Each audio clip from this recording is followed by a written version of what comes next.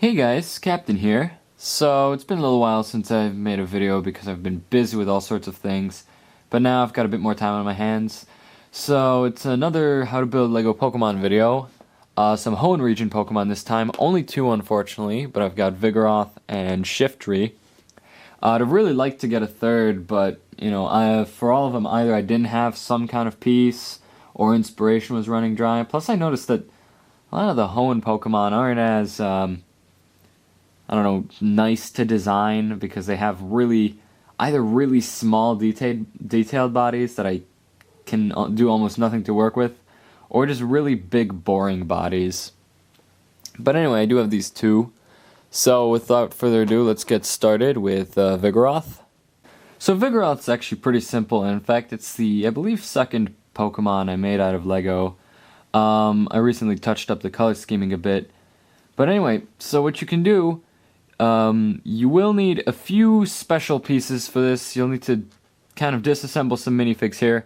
Gonna need an either red or burgundy hand, and then two arms with hands in white.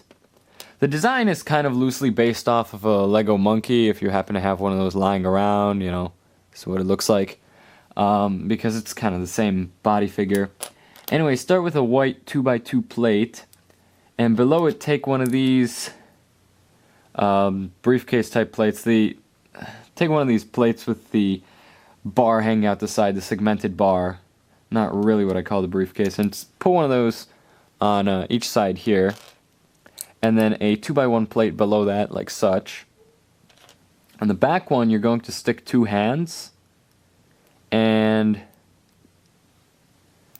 if I remember, you want to stick them so they're bent like this. Here, this is how the arms are going to go. And then for the front, you're going to take two 1x1 modified plates with the claw, the horizontal claw, and a 3x1 plate in white. Two sets of those, like this. And then stick them here on the front for the big arms. Over here, put a white jumper plate, and then a white fang.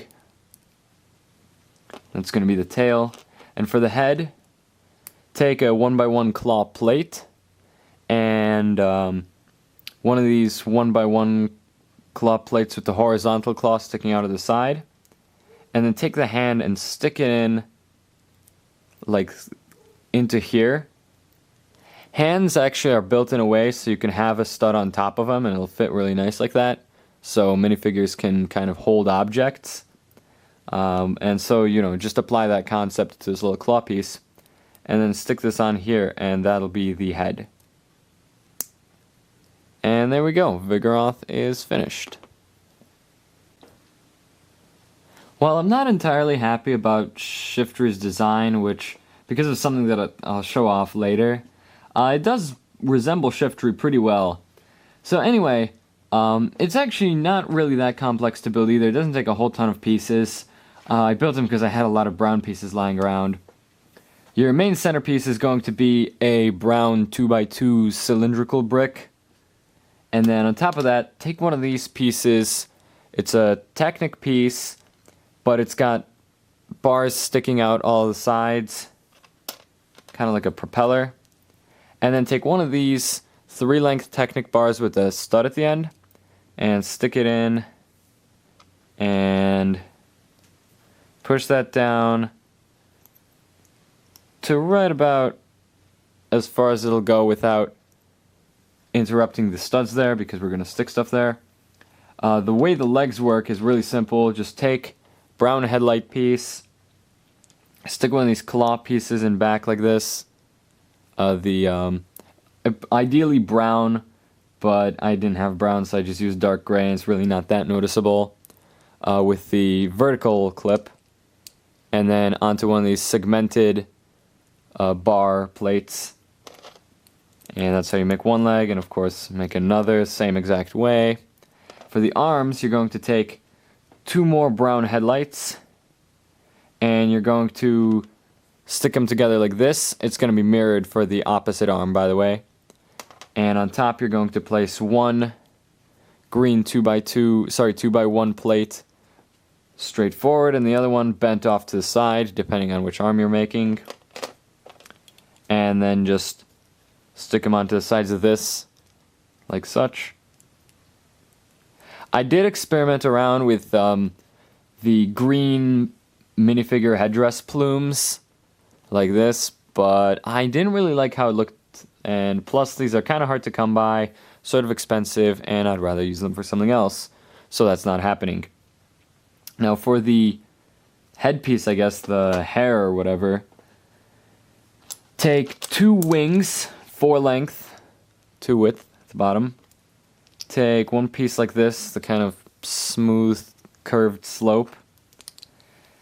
A 4x2 slope of whatever that's going to be, I think 22.5 degrees. Whatever, you know, whatever it works out to be. And then take a hinge like this, preferably in white. Again, I didn't have white, but the color scheming here isn't too noticeable. And make sure that this piece is 2x2 instead of the usual 2x1, you know, and then stick that here. Then take a 2x2 white plate, put that there, and on top of it put a 2x2 brick, white brick with 2 holes in it, and stick Technic pins in the holes. On top of it put a 2x1 white plate, and in front of it put one of these plates, sorry, not plates, one of these sloped pieces, same kind as we used in the back. And then using the center stud from here, just stick that onto the pin, and there we go. The reason I don't like it is even though it does follow the design pretty well, it can only be pushed this far back, and it's really, really unstable.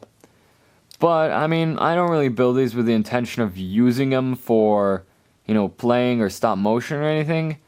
So for the sake of just aesthetics, it works out pretty well. So that's that then. Sorry it's been a little bit shorter part.